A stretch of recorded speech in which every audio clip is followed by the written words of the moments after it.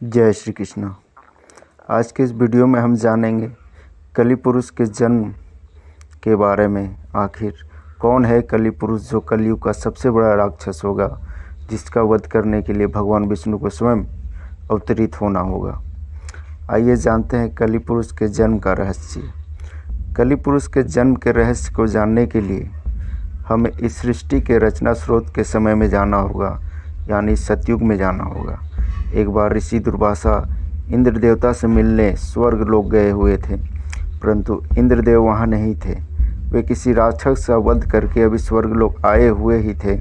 तभी ऋषि दुर्वासा ने उनका स्वागत के लिए फूलों की माला दी, चूँकि इंद्रदेव अभिजीत की धुन में मग्न थे और वे मगनता में फूलों की माला दुर्वासा जी के द्वारा जो दिया गया, उन्होंने अपने हाथी को पहना दिया।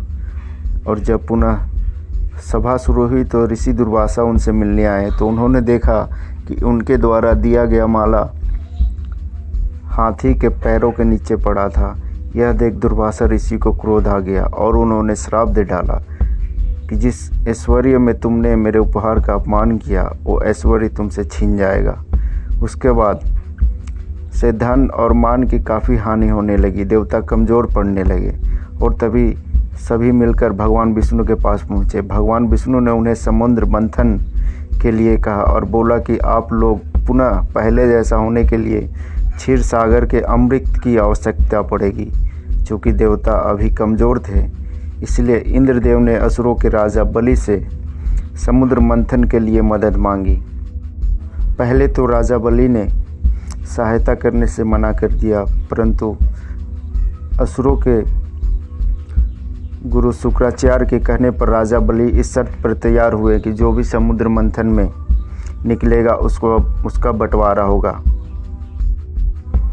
और तब समुद्र मंथन की शुरुआत हुई। उसमें से बहुत सारे कीमती आभूषण के साथ पहले हलाहल नामक तेज विष निकला, जिसे भगवान विष्णु के कहने पर शंकर भगवान ने ग्रहण किया था, जिस कारण से उनका कंठ नीला पड़ गया था, जिससे आज हम उन्हें नीलकंठ के नाम से जानते हैं। ऐसी मान्यता है कि यही वह हलाहल विष है जिसकी एक बूंद राक्षस कली के मुख में जा गिरा और कली का शरीर वहीं पे खत्म हो गया था।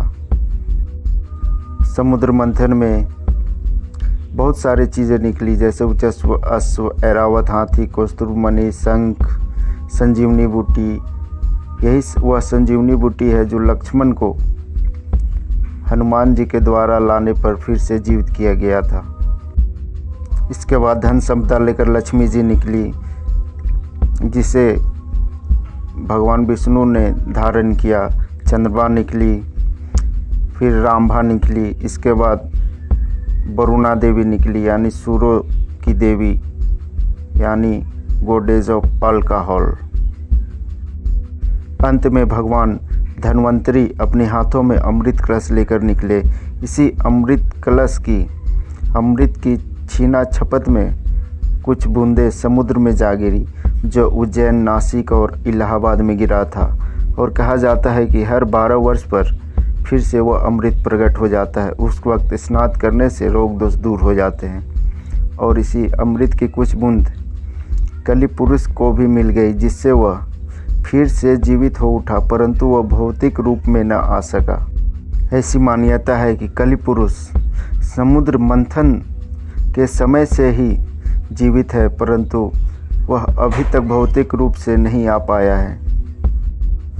परंतु वह अपनी शक्तियों से इंसान पर काबू पा सकता है और कलयुग के अंत में वो भौतिक रूप में भी आ जाएगा।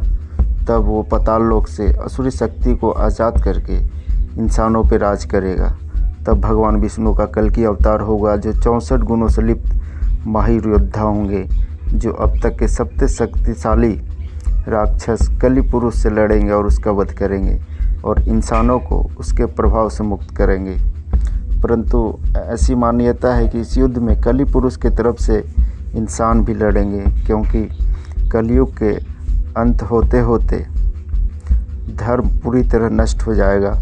इंसान जो है भगवान को पहचान नहीं पाएंगे, परंतु अंत में सब ठीक हो जाएगा और सतयुग का प्रारंभ होगा। तो ये थी वीडियो कली पुरुष के जन्म से रिलेटेड रहस्य के बारे में। और भी वीडियो को देखने के लिए चैनल को सब्सक्राइब कर दीजिएगा।